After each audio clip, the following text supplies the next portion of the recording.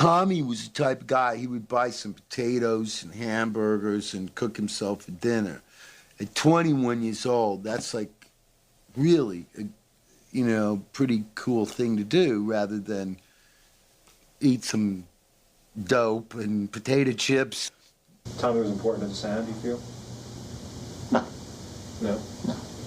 No, I never thought, you know, any song I record with different drummers, different bass players, different singers. It always sound like the Ramones.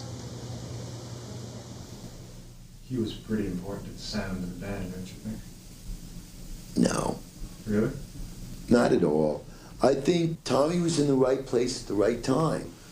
But as far as him being able to claim fame off of it as artistic credit or anything, come on. You know, give me a break already. It ain't true.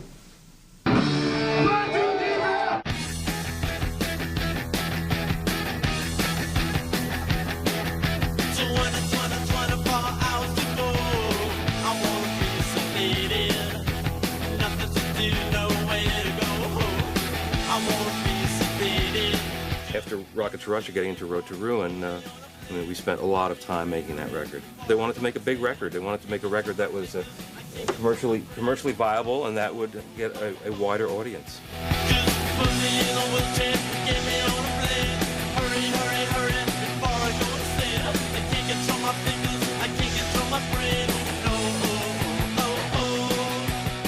Tommy told me when they were producing Road to Ruin that if this record doesn't have a hit, we're never going to have a hit.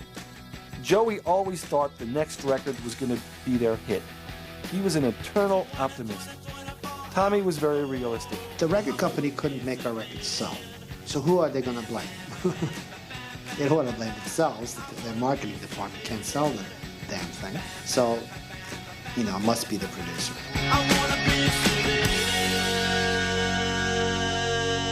I get a call to do Rock and Roll High School and come out to Los Angeles to do the tracking, and I actually thought Tommy was going to be there. And here there's just no Tommy. And Tommy was sort of in charge. They would listen to me, but then I would discuss it with Tommy. You know, and as long as I would agree with what Tommy thought we should do, then Dee Dee would go along. What about Joey? Yeah, less to say, and quieter at that point. In the beginning, Joey didn't really talk that much. He was just kind of enjoying the success that they were having, you know. It was a continuation of his shyness and insecurity. And he didn't have a full understanding, I don't think, of even what the whole Ramones concept was yet. And didn't really have that much to say and wasn't sure if he should even talk or not, because he wasn't supposed to. He seemed like an appreciative, harmless guy. Then one day I saw him change in France at a sound check when Tommy was in the band, you know? We got mad at Tommy for being the spokesman of the band. And then I guess Joey felt like he had something to say also. Because Tommy, you know, he would try and control what Joey would say in interviews. He had always been ignored, you know, most of his life. So now he's finally getting some attention, and you got guys telling him, this is what you should say, you know, and don't talk about this. And I guess Joey at that point started to kind of rebel, and he said, you know, who the fuck are you to tell me what to say? So now Tommy's not there. Joey then starts to exert his opinion, and we don't have Tommy there no more to be the buffer here and decide what we should do, what's right, you know. So that became a problem. The all-American half pound of 2 pure beef patties, lettuce, tomatoes. Then we did the Phil Spector album. That's where I met good old Phil. He was my drinking buddy in Los Angeles for those 5 weeks that we were there doing End of the Century. Somebody has to be able to do something with this band that everybody says should be the biggest band in the world. So maybe Phil Spector. I was the biggest fan of Phil Spector, and he was a hero of mine. You know, All Things Must Pass, and especially the stuff he did with Lennon was really, sounded exceptionally raw and really great. Because Phil really wanted to do the Ramones record. He was convinced that this was going to be the biggest record of the Ramones' career and of his career. It was going to be #1. He would take me in his office and look at me in the face and say, Ed, this is going to be #1, the biggest record ever. He was convincing himself. He did have this kind of insane look in his eye about him. Joey was a Phil Spector fan from, the time we were 9, 10, 11 years old. I mean, every record, even before we knew that they were produced by Phil Spector, we'd buy them, and later on find out that all about Phil Spector and that he had produced all these bands, put them all together, wrote the songs. Phil Spector was his idol. I mean, to me, Phil's music was always kind of like early punk rock in its own kind of way, because Spector was always cutting edge, I think Phil loved Joey. They had a good relationship, and Joey is a great singer. And I think Phil saw in Joey all the influence of Phil's early stuff. I think that Johnny knew that it was a mistake. Hey, the guy's a producer. Producers are nothing, So he did some good records in the 1960s. Big deal. What has he done lately? This is 15 years later. The guy hasn't had a hit in 15 years.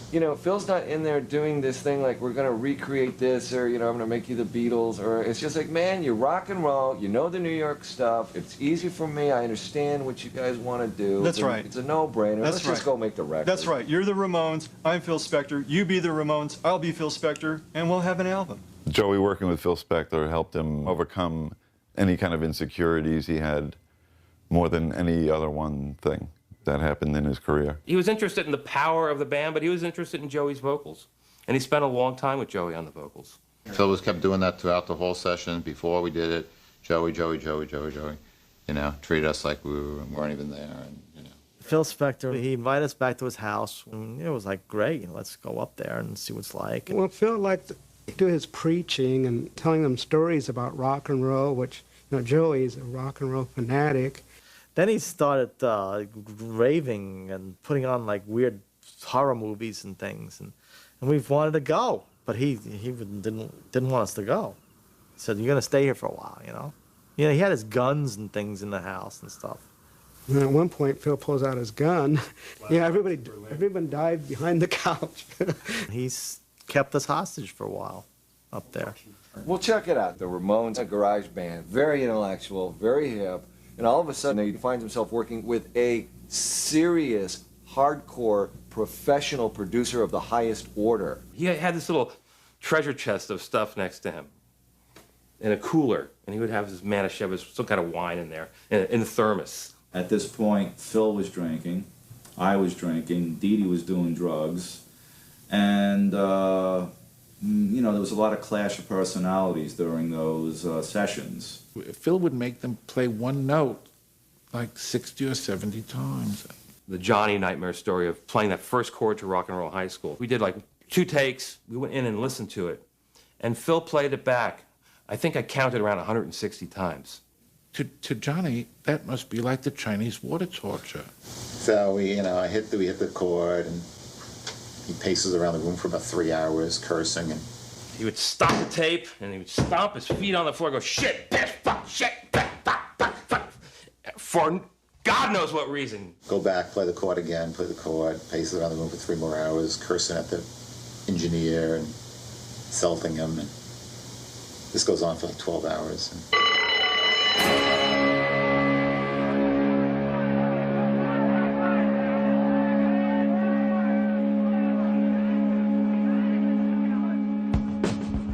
And even the engineer, Larry Levine, had a heart attack during the time. It was just a lot of stress to do that album. Well, I know you're a bad history. Rock and roll high school. That's not where I wanna be. Rock and roll high school. I just wanna have some kicks. I just wanna get some chicks. Rock and roll high school. When the girls out there like me and you know. And after 3 days of this, Johnny decided he's had enough and he couldn't take anymore, so he decided, I'm packing my bags, I'm getting the fuck out of here. I'm on the next plane to New York. Bye. You're not leaving. You're not going nowhere. What are you going to do? Shoot me, Phil? Go ahead. Shoot me. I don't care. I'm leaving. He's a little man with lifts in the shoes, the wig on top of his head, and 4 guns. I mean, he treats everyone like an asshole to everybody. He treats everybody horrible. And we reluctantly agreed to do the album with him because we thought it would help us. When we got the mixes, it was, for me, it just lied kind of on its side. It wasn't the great record that record could have been, I thought. When we heard it, personally, I didn't like the drum sound on it. Dee Dee hated it.